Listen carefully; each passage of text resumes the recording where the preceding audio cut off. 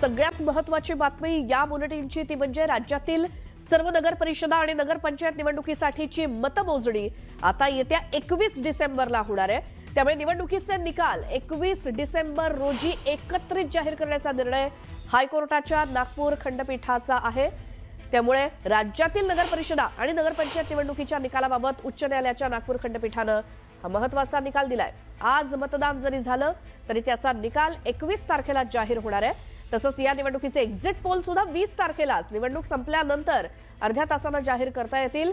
तसंच नगर परिषद आणि नगरपंचायत निवडणुकीची आदर्श आचारसंहिता देखील 20 डिसेंबर पर्यंत लागू राहील असं न्यायालयाने सांगितलंय।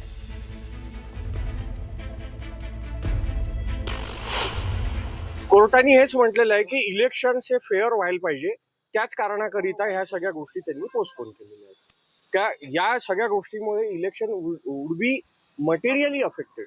तर त्याच्यामुळे सगळ्यांचे निकाल, सगळ्यांचं काउंटिंग हे 20 तारखेच्या पोल नंतर होईल।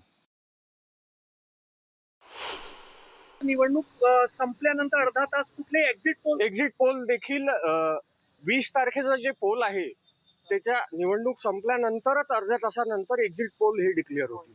आणि मॉडेल कोड ऑफ कंडक्ट जो आहे, आचारसंहिता, ही सुद्धा 20 तारखेपर्यंत कंटिन्यू।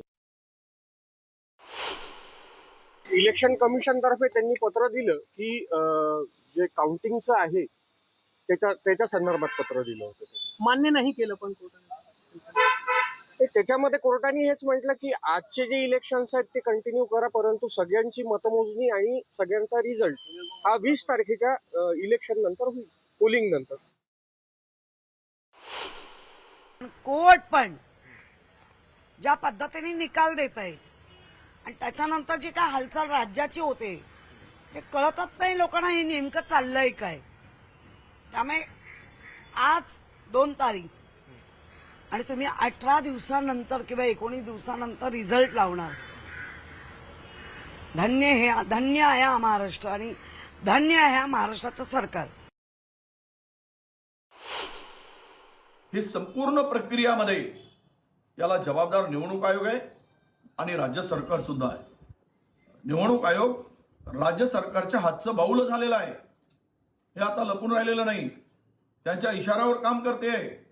कदाचित हे सगळे निर्णय 3 दिवसामध्ये चिन्हाचं वाटप किंवा कोर्टाचा निर्णय अपेक्षित होता। कोण सांगितलं तुम्हाला? इतक्या साऱ्या निवडणुका आतापर्यंत झाल्या, पण आधी यापूर्वी अशा पद्धतीनं हा खेळखंडोबा कधीच झालेला नव्हता। हा पहिल्यांदाच झाला आहे फडणवीस सरकारच्या काळात। याला हे सरकार जबाबदार आहे। पण नक्की निवडणूक आयोगाला याच्यातनं काय साध्य करायचं हे निवडणूक आयोगाला माहिती, कशासाठी हे चाललेलं आहे। कारण इतक्या वर्षांच्या निवडणुका, मी स्वतः 5 निवडणुका लढलोय विधानसभेच्या, आणि या 25 वर्षामध्ये अनेक छोट्या मोठ्या निवडणुका कार्यकर्त्यांच्या आम्ही लढलोय, पण असा निवडणुकीचा प्रसंग हा पहिल्यांदाच आलेला आहे। त्याच्यावर काय करायचं, कायदेशीर बाबी कशा तपासायच्या हे स्वतः माननीय एकनाथ शिंदे साहेब ठरवत आहेत। मुख्यमंत्र्यांनी याच्याबद्दल स्वतःची भूमिका स्पष्ट केलेली आहे। हे असं का घडतंय हे मात्र प्रश्नचिन्ह आहे। कुणीतरी कोर्टात जातं म्हणून काही नगरपालिकांच्या निवडणुका पुढे ढकलण्याची निवडणूक आयोगाची पद्धत ही चुकीची असल्याची नाराजी मुख्यमंत्री फडणवीसांनी बोलून दाखवली। तर कोर्टाचा निर्णय मान्य करावाच लागेल असं देखील मत त्यांनी व्यक्त केलं। पहिल्यांदाच अशा प्रकारची निवडणूक बघतोय, निवडणूक आयोगाने प्रक्रियेत सुधारणा करावी असं मत मुख्यमंत्र्यांनी व्यक्त केलं। खंडपीठाने दिलेला निकाल असेल तर तो सर्वांना मान्यच करावा लागेल। पण आता जवळपास गेले 25-30 वर्ष किंवा त्याहीपेक्षा जास्त मी स्थानिक स्वराज्य संस्थांच्या निवडणुका पाहतोय, पण असं पहिल्यांदा घडतंय की घोषित केलेल्या निवडणुका पुढे चाललेल्या आहेत, त्याचे निकाल पुढे चाललेले आहेत। मला असं वाटतं की एकूणच ही जी काही सगळी पद्धती आहे ही पद्धती काही फार योग्य वाटत नाही। अर्थात खंडपीठ स्वायत्त आहे, त्यांनी निकाल दिला तो सगळ्यांना मान्य करावा लागेल। केवळ 24 ठिकाणी निवडणुका व्हायच्या आहेत म्हणून 284 पैकी सगळी मतमोजणी पुढे करणं हे मला तरी योग्य वाटत नाही। जे उमेदवार आहेत, जे मेहनत करतात, इतके दिवस प्रचार करतात, त्या सगळ्यांना एक प्रकारे त्याचा भ्रमनिरास होतो आणि सिस्टीमच्या फेलियरमुळे त्यांची काही चूक नसताना त्या ठिकाणी अशा पद्धतीनं या सगळ्या गोष्टी होणं काही योग्य नाही आहे। मला असं वाटतं अजून खूप निवडणुका इलेक्शन कमिशनला घ्यायच्या आहेत. या सगळ्या प्रक्रियेमध्ये निवडणूक आयोगाने सुधार आणला पाहिजे आणि किमान पुढच्या निवडणुकांमध्ये तरी असं होणार नाही हे निवडणूक आयोगाने बघितलं पाहिजे असं माझं मत आहे. ज्या ठिकाणी सगळ्या गोष्टी फॉलो झालेल्या आहेत अशा ठिकाणी कोणीतरी कोर्टात गेलं आणि कोर्टाने त्याला दिलासाही दिला नाही तरी तो केवळ कोर्टात गेला म्हणून त्या ठिकाणी निवडणुका पुढे नेणं हे कुठल्याच तत्वात बसत नाही. हे अतिशय चुकीचं घडलेलं आहे. पण ठीक आहे, आता मी त्याच्यावर अधिक बोलणार नाही. या संदर्भात माझी पर्सनल नाराजी ही मी कालही प्रगट केलेली आहे आणि ते कायद्यावर आधारित आहे. माझी काही इलेक्शन कमिशनवर नाराजी नाही आहे. माझी नाराजी कायदेशीररित्या होत नाही याच्यावर आहे. सगळेच एकमेकावर आरोप करतात. या संदर्भात निवडणूक आयोग आणि पोलीस हे दोघेही सतर्क आहेत. कुठे गडबड झाली तर त्या ठिकाणी जी काही कायदेशीर कारवाई आहे ती कारवाई देखील चाललेली आहे.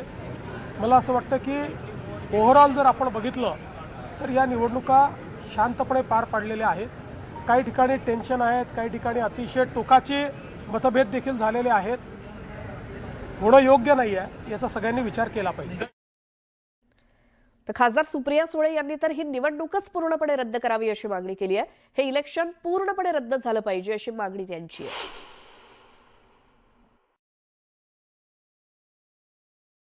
मला आश्चर्य वाटलं की माननीय मुख्यमंत्र्यांचं स्टेटमेंट ऐकूनही मला जरासं आश्चर्य वाटलं, कारण का ते राज्याचे मुख्यमंत्री आहेत. जर मुख्यमंत्र्यांनी नाराजी व्यक्त केली असेल आणि एवढी टीका केली असेल तर जर राज्याचे मुख्यमंत्री ही जर इलेक्शन कमिशनबद्दल त्यांच्या मनात कटुता असेल तर मग त्या इलेक्शन कमिशनवर सामान्य माणसांनी विश्वास कसा ठेवायचा हा एक मोठा प्रश्न उभा राहतो.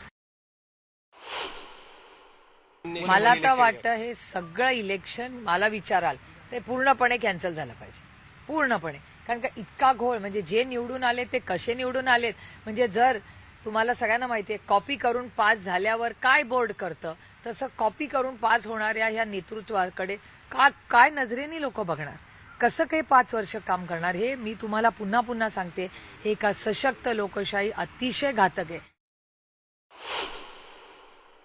कडे वन नेशन वन इलेक्शनच्या कमिटी जेपीसी मध्ये मी स्वतः आहे, आमची मीटिंग आहे. या मीटिंगमध्ये मी झालेल्या ज्या गोष्टी आहेत या रेकॉर्डवर आणणार आहे. मी वन नेशन वन इलेक्शनच्या कमिटी मीटिंगमध्ये पण काढणार आहे आणि मी स्वतः पार्लमेंटमध्ये पहिली संधी जेव्हा मिळेल मी ह्याच्या विरोधात बोलणार आहे आणि मी माननीय प्रधानमंत्र्यांची वेळ मागणार आहे. कारण का त्यांना आणि अमित भाई शहांना हे माहिती आहे का नाही माहिती नाही आपल्याला.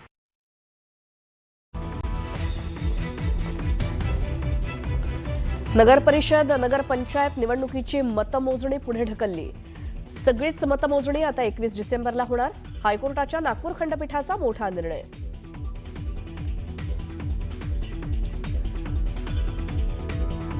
निवडणूक आयोगाची पद्धत चुकीची, मात्र कोर्टाचा निर्णय मान्य करावाच लागेल. ही तर सर्व पद्धत योग्य वाटत नाही. कोर्टाच्या निर्णयानंतर मुख्यमंत्री देवेंद्र फडणवीसांचं विधान.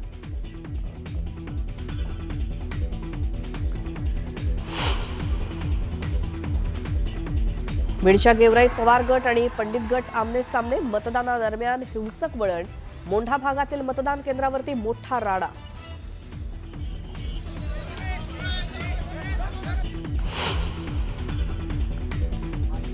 सिंधुदुर्ग जिल्ह्यातल्या मालवणमध्ये हाय व्होल्टेज ड्रामा. मतदानापूर्वी पैसे वाटप करणाऱ्यांना शिवसैनिकांनी पकडलं. पोलीस कारवाई करत नसल्यामुळे निलेश राणे पोलीस ठाण्यात ठाण मांडून. एकनाथ शिंदेंनी मालवणमध्ये पैशांच्या बॅगा आणल्याचा वैभव नाईकांचा गंभीर आरोप. वैभव नाईकांच्या आरोपामुळे कोकणच्या राजकारणात एकच खळबळ.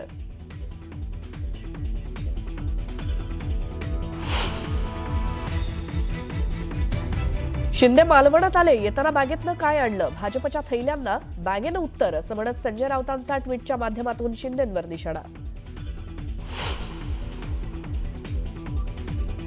बदलापुरात शिवसेना आणि भाजपच्या कार्यकर्त्यांमध्ये राडा. पोलिसांकडून परिस्थितीवरती नियंत्रण. मतदान केंद्राबाहेर बंदोबस्त वाढवला.